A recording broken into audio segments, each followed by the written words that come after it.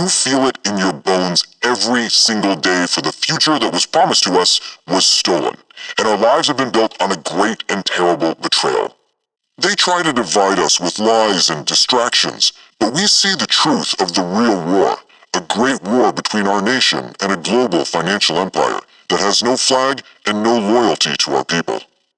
This enemy has a name, and our own historians have documented it as Synarchism, a banker-backed cult of terror whose only goal since our revolution has been our destruction through chaos and the imposition of its total control.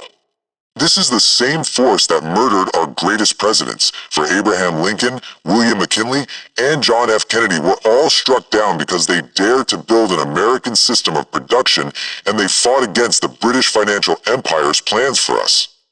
Their first great attack in this long war was against the very heart of our nation, for they knew they had to destroy the American family before they could destroy everything else. We once built this nation upon the ideal of the family wage, and the historian Alan Carlson documented how our proudest achievement was freeing our mothers from the factories so they could raise our children and protect the sanctity of the home. This ideal was our reality, and Alan Carlson showed us that by 1960, 80% of our great industrial companies paid a wage that could support an entire family on a single income.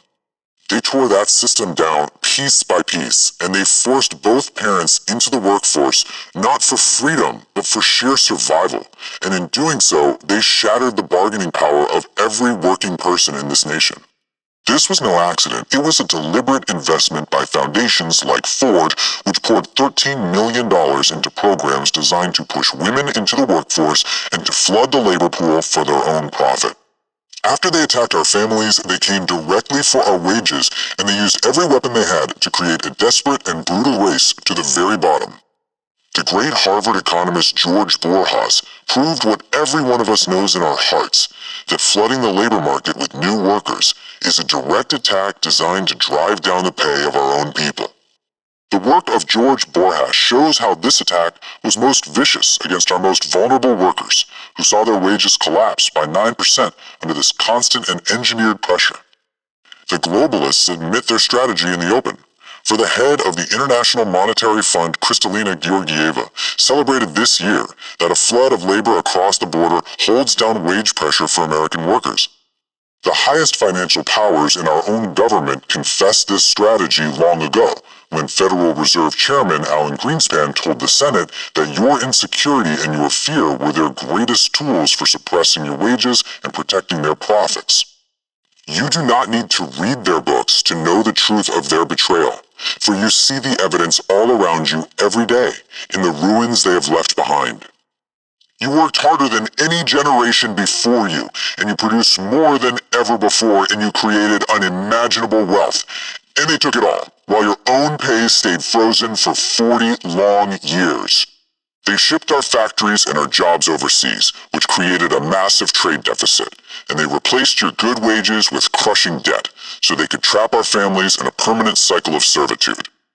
Their globalist trade deals were nothing less than weapons of industrial warfare, and they wiped out millions of our jobs, and they left our towns and our cities as hollowed-out monuments to their unending greed. But they made a fatal mistake, for they confused your patience for surrender, and they forgot who we are, and they forgot what we are capable of when we are finally awakened. We are the heirs of the patriots who built this great nation out of the wilderness, and we do not surrender our birthright to them or to anyone else.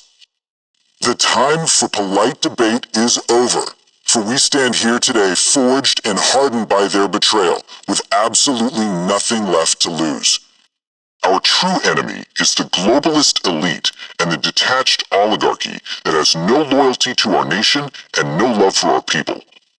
Let them know that we will never submit, and that out of this bitter trial will come a new birth of American greatness and American power and American strength.